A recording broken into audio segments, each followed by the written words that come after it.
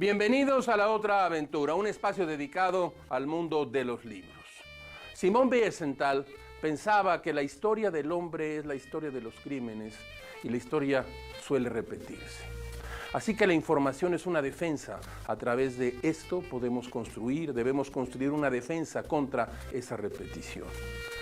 Pero bien se dice que los temas que aborda la literatura siempre son los mismos, adaptados a sus propias épocas y circunstancias. Usted lo sabe tan bien como yo. El crimen, el amor, la soledad, la melancolía son parte de la naturaleza humana y aunque se escriba repetidamente, parece que no hemos aprendido ni vamos a aprender a evitar cada uno de estos temas.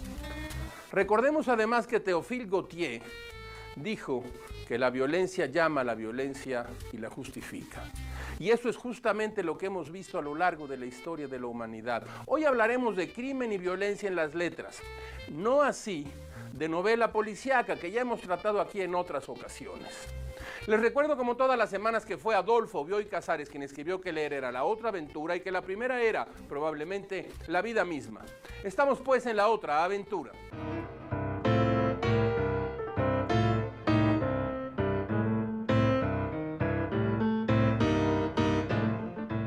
Un azar sencillo de la vida me puso un día frente al expediente o una parte importante de él, de los crímenes de la Narvarte. ¿Usted lo recuerda? La búsqueda de la verdad siempre trae consigo la noche. Al final, quien quiere desvelarlo todo oculta por su mayor parte lo que busca iluminar. Yo era casi virgen, por decirlo así, en materia de expedientes policíacos de nota roja, pero la vida me bautizó con estos folios azarosos, hojas, flores del mal. Las cosas horrendas que leí entonces reforzaron las suposiciones que algunos nos hicimos desde el principio. Drogas, crimen, castigo. Usted sabe a qué me refiero. Fueron crímenes terribles.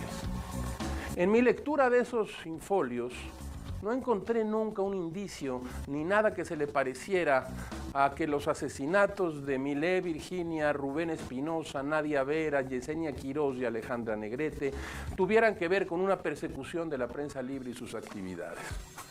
Quienes sostengan lo contrario con los instrumentos exitosos, digamos, de la militancia, no podrán probar que aquellos homicidios fueron ordenados por un perseguidor de la libertad de expresión. En cambio, mientras pasaba las páginas de ese expediente terrible, con fotografías aún más terribles de cómo fueron asesinadas estas personas, encontré esto. Un teatro del destino en el que pocos y nadie se han detenido a pensar. Un joven trabajador del periodismo, uno de las víctimas, un fotoperiodista perdido en los laberintos de sus sueños, huye de Veracruz diciéndose observado, perseguido. No puede ser solamente una mentira. Eso sería demasiado fácil y la fatalidad no admite cómodas mensualidades. El joven huye de Veracruz amenazado y jura a pie juntillas que quieren eliminarlo. Los amigos de este joven fotoperiodista asesinado aseguran que vivía en la Ciudad de México obsesionado con esa amenaza. Apenas iluminaba la oscuridad de sus días con algún trago, la confidencia que a veces cura todos los males ante los ojos de los amigos. Así bebió Rubén unas copas con Nadia, la madrugada del día en que 3 sicarios les quitarían la vida de un modo salvaje. En los crímenes de la Narvarte ha ocurrido algo que a mí me perturba todavía y enseña además el poder de la fortuna, ese lugar que existe entre el destino y la oscuridad, la profecía cumplida, el negro azar de la vida. Así murieron de una forma terrible estos personajes inocentes de la colonia Narvarte.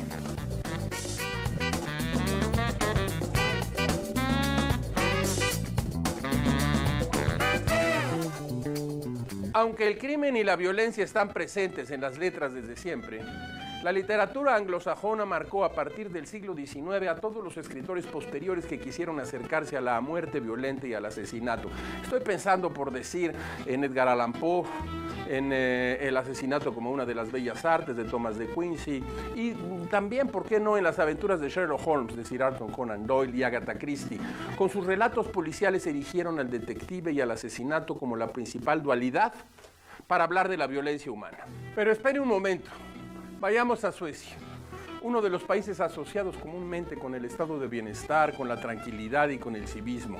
En los últimos años, paradójicamente, la literatura sueca ha destacado por sus relatos violentos que develan la podredumbre humana presente también en apacibles pueblos invernales o en ordenadas ciudades escandinavas como Estocolmo o Malmö. En el 2008, la traducción al inglés de la novela Los hombres que no amaban a las mujeres, primera entrega de la famosa trilogía Millennium, convirtió a su autor, Stieg Larsson, en un nuevo gurú de la novela negra. Larsson, quien murió en 2004, justo al subir unas escaleras de un infarto, y antes incluso de haber publicado en su propio idioma cualquiera de sus novelas, comenzó el más reciente boom de la novela negra en el país nórdico. Cadáveres en una tina, brazos y piernas enterrados bajo paletadas de tierra y nieve, detectives y periodistas que viven con sueldos bajos en un país de primer mundo, allí donde el estado de bienestar también es capaz de generar sus propios monstruos. La tradición literaria de la novela policíaca y criminal sueca es importante al menos desde la década de los 70, cuando la pareja de Maj Sval y Peter Baloo publicó una serie de novelas en torno al detective Martin Beck y agregó a la larga corriente de literatura detectivesca sueca un fuerte componente político de corte radical. Más tarde, ya en los 90, Kurt Wallander se volvió un referente de la novela criminal sueca gracias a su autor. Aquí tengo algunos libros de él. Henning Mankell. Aquí tengo Asesino sin rostro y también Antes de que hiele, ambos publicados por Tusquets. Camilla Läckberg es hoy una de las principales autoras suecas y sus novelas, La princesa de hielo y Los gritos del pasado, son la muestra de que la corriente negra de la literatura sueca no deja de sorprendernos con autores y títulos que escarban en el género humano para desentrañar los misterios de la muerte y la violencia. Editorial Océano publicó recientemente este magnífico libro, publicado también, que se llama La puerta negra, el lado negro de Suecia. El autor, John Henry Holmberg, reúne a 20 autores de distintas épocas con el objetivo de mostrar, en sus propias palabras, la diversidad, la vitalidad de la literatura negra en Suecia y las inquietudes alrededor de las cuales se mueve. El estudio introductorio con que Holmberg presenta los 17 relatos que componen esta antología que tengo aquí entre las manos, da cuenta de que la reciente irrupción de la literatura negra sueca en el panorama internacional tiene un respaldo de autores que se remontan hasta principios del siglo XX. Autores como Larsson, Mankell, Sval, Baloo muestran en efecto una amplia gama de estilos y aproximaciones al relato criminal. Una importante oleada de escritores y escritoras suecas han mostrado uno de los lados oscuros de la naturaleza humana. Como dijo Mankell, lo repugnante puede resultar atractivo a veces, aterrador, amenazante, pero también tentador. Como cuando nos acercamos a algo que huele mal, pero no podemos dejar de respirar ese hedor. Así lo puso este autor, que murió, por cierto, hace poco y que publicó un libro que se llamaba Arenas Movedizas, que es la historia del cáncer que le quitó la vida y que también está publicada en Tusquets. Henning Mankell.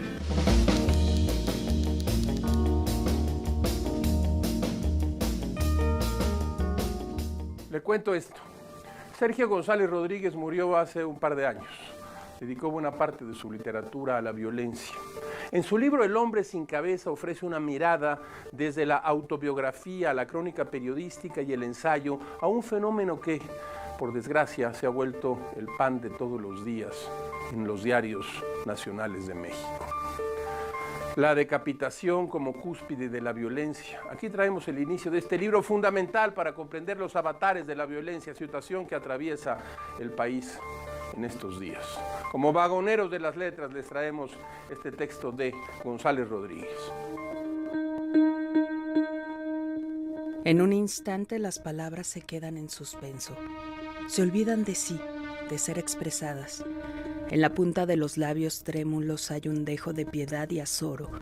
También flota y se impone la sensación visceral de ser devastado por un acto injusto. Y de pronto, un pasmo que se traga voraz el orden racional. Una ligereza lleva no solo a la mirada, sino a toda la conciencia de la que se es capaz. A una última cita con una fisura que succiona y engrandece lo último del ser orgánico. Un vuelo final de entrega a la inmensidad luminosa en plenitud. Alrededor, en un atisbo rezagado, lo conocido, la suma, el sentir y el percibir. Lo más abstruso y lo más claro se desplazan lentos, aunque sea un trayecto vertiginoso e intenso hacia la nada en una fuga sin fin. Tal es, cuentan los que la han vivido y vuelto al mundo de lo tangible, la experiencia de la muerte. Han sentido el porvenir de todos nosotros, la amnesia que ignoramos, y también debe ser el trance de los decapitados. Atrás quedan las manos atadas y el cuello rígido, o en una silla, o de hinojos ante el cadalso. Un ruido que sisea muestra su voluntad de eternidad, y los párpados se entrecierran en un impulso extático. El cuerpo desaparece convulsivo, incrédulo, mudo, víctima de una sustracción elemental. El dolor brota tan intenso que escapa a su entendimiento. Todo se oscurece, el sol, los colores cotidianos, los recuerdos, los afectos, lo que fue motivo de apego o delirio o indiferencia, la discordia y el intervalo que llamamos dicha. Una extrañeza que desconoce el propio rostro, o las manos y su temblor, el sabor del aire. El mundo es un giro puesto al revés, el puro estar en suspenso, y luego la noche.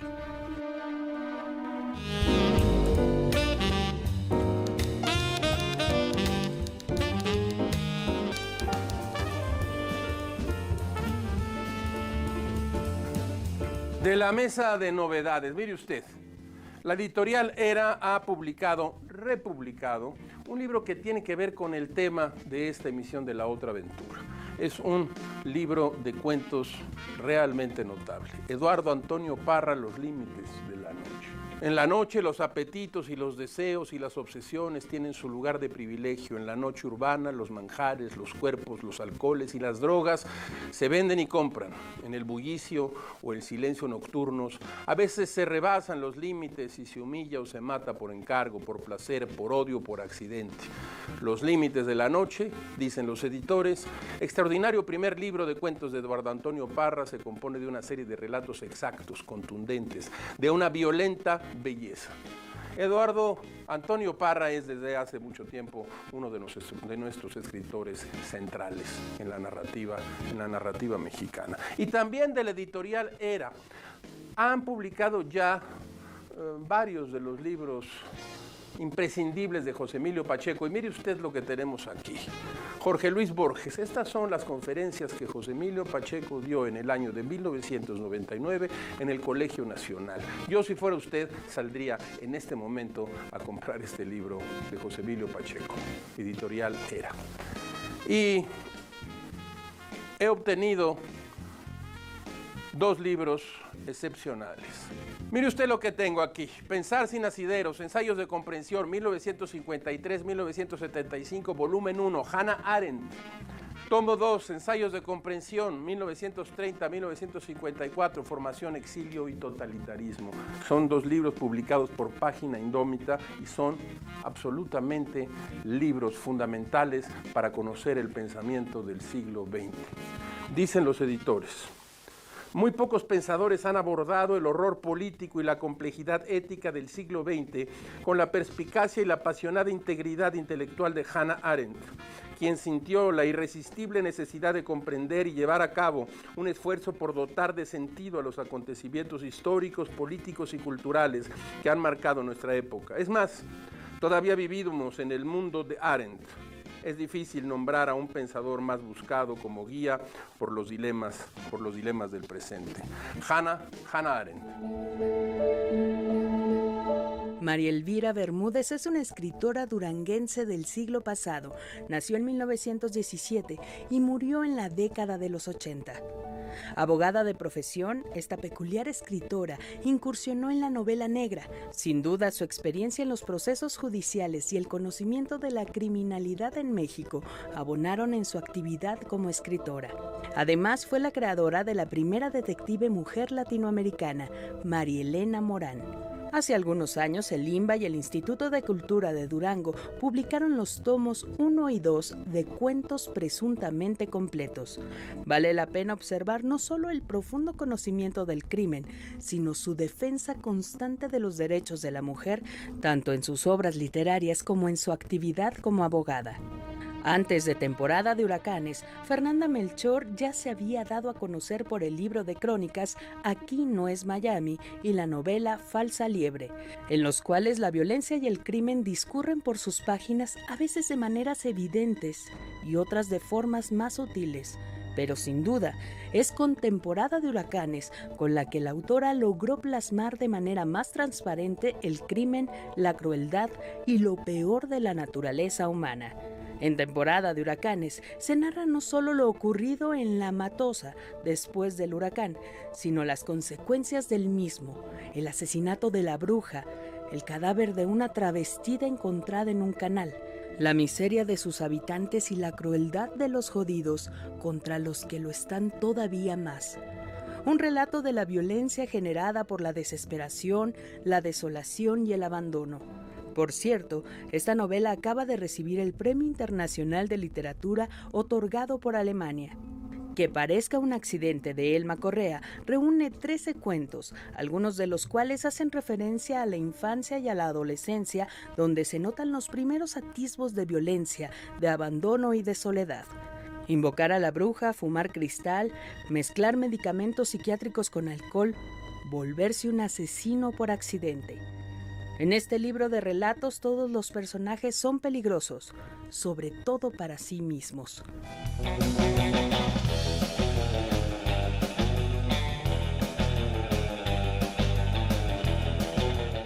En México, una de las novelas criminales fundadoras es precisamente esta que tengo aquí, Ensayo de un crimen, de Rodolfo Sigli, publicada por Ediciones de Bolsillo y Cal de Arena en una coedición.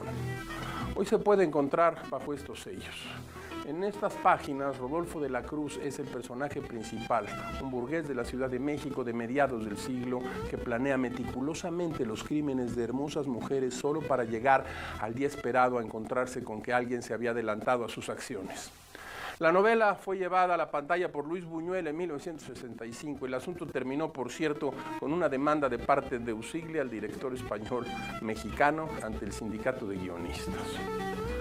Más sobre la violencia. La obra del escritor Daniel Sada concluyó con El lenguaje del juego, novela publicada de manera póstuma por la editorial Anagrama. En esta novela, Sada cuenta la historia de una familia que pretende huir del nefasto ciclo de la migración al país vecino, al norte, justo tema de estos días. El padre, cansado de tener que ingresar ilegalmente a Estados Unidos, busca un mejor porvenir para su esposa e hijos y propone a la familia abrir un local de pizzas. Poco a poco, el sueño del padre se ve truncado por la dinámica que se ha instalado en el pueblo, los enfrentamientos entre los cárteles y la venta de estupefacientes que interrumpen el comercio y la cotidianidad de la zona. Con el negocio estancado, la familia que solo encuentra desaliento en el plan del padre y un espacio de posibilidad en las labores del crimen organizado. La sencillez del relato de Sada lleva detrás una interesante presentación sobre los comportamientos de la violencia en sitios de alta precariedad, de pobreza. El hijo, impulsado por un viejo amigo que pertenece a una organización de narcotraficantes, decide abandonar el negocio que su padre le ha propuesto, ya dentro de la organización criminal. El hijo descubre el horror al que ha sido arrastrado. Tras cometer su primer asesinato con un rifle de asalto, sus compañeros le obligan a reír frente al cuerpo avasallado, pues solo mediante ese gesto cínico podrá distanciarse de la persona sometida y adentrarse en la abyección que implica matar por trabajo.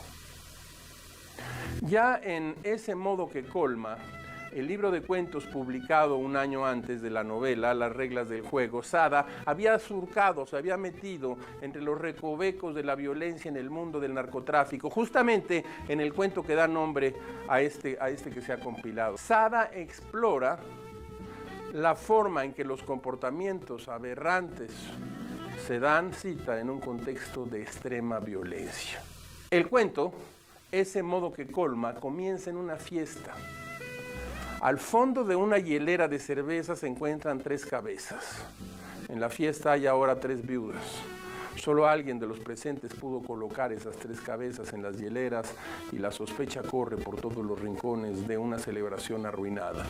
El lenguaje y el ritmo que emplea Sada tienen un tono irónico, sardónico, diría yo, que permite asimilar el horror vivido por las viudas. La adjetivación irónica, el humor, hacen posible la situación terrible del relato, el humor negro, desde luego. Así como en las reglas del juego, Sada pone en perspectiva la espectacularidad de los cuerpos mutilados que sirven a los narcotraficantes como medios para transmitir mensajes y que en la televisión y los periódicos son vulgarizados para dar cuenta de un panorama inenarrable que para muchos es cotidiano en nuestro país.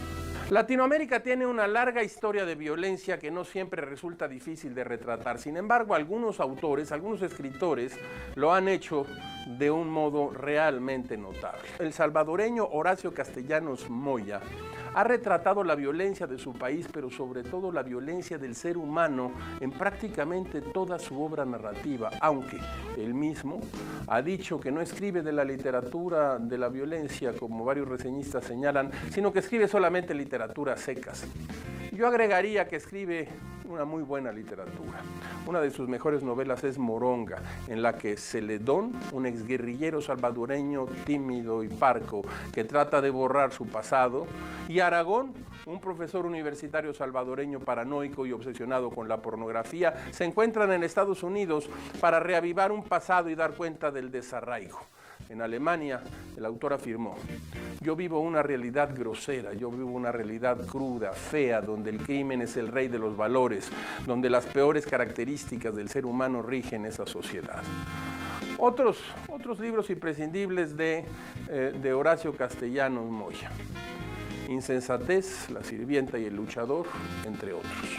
Tengo aquí otros libros de violencia y de crímenes, incluso hemos hablado de ellos aquí en alguna ocasión. De Ferdinand von Schirach, Crímenes, publicado por Salamandra, y El caso Collini, también publicado por Salamandra. Son textos breves, muchas veces extraídos de casos de la vida real. El gran escritor Emmanuel Carrer, este libro al que yo le tengo especial aprecio, El adversario. Y de Iván Jablonka, La Etitia o el fin de los hombres, publicado por Anagrama. Si los encuentra usted y le gusta el crimen, el suspenso, la violencia muchas veces descarnada, no lo dude, llévelos con usted. Terminemos con este texto realmente clásico de clásicos. En el libro de la Lev, Borges dejó una peculiar y memorable historia del crimen. El cuento lleva por título Emma Suns. El relato parte de una carta que recibe la protagonista Suns. En ella le avisan que su padre ha muerto por una sobredosis de barbitúricos, consecuencia de la tristeza que cargaba por haber sido falsamente acusado de desfalco por Aaron Lowenthal, actual jefe de Emma. Llena de rabia, Emma decide vengar la muerte de su padre a través de un complejo plan. Emma espera que todos los trabajadores se vayan a casa para visitar a Lowenthal en su oficina. Sin testigos alrededor, Emma dispara a Lowenthal, toma el teléfono y declara que ha matado al hombre porque él la citó para abusar de ella. Horas antes, Emma tuvo contacto sexual con un marinero. Borges menciona que aunque la historia era increíble, fue creída por todos porque sustancialmente era cierta. Verdadero el tono, verdadero el pudor, verdadero el odio, verdadero también era el ultraje que Emma había padecido. Solo eran falsas las circunstancias, la hora y 1 o 2 nombres propios. Borges, Emma Suns.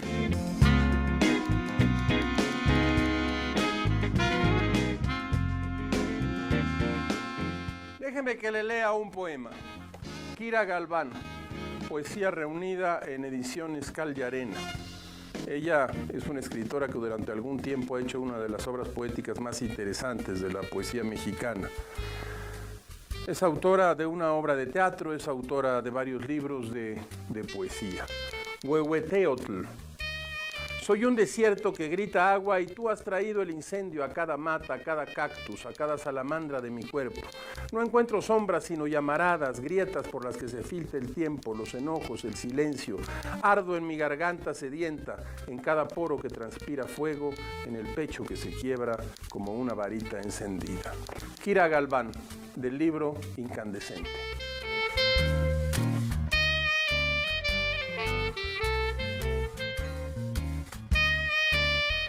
Como todas las semanas, usted encontrará en esta ventana un escenario por el que pasa como una ráfaga la felicidad de la frase célebre.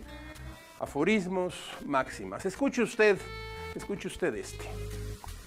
Cuando mejor es uno, tanto más difícilmente llega a sospechar de la maldad de los otros. Cicerón. Hemos llegado al final de esta emisión y esta aventura. Soy Rafael Pérez Gay y los espero aquí la próxima semana. Abres una puerta y detrás de ella aparece un mundo. Eso es un libro.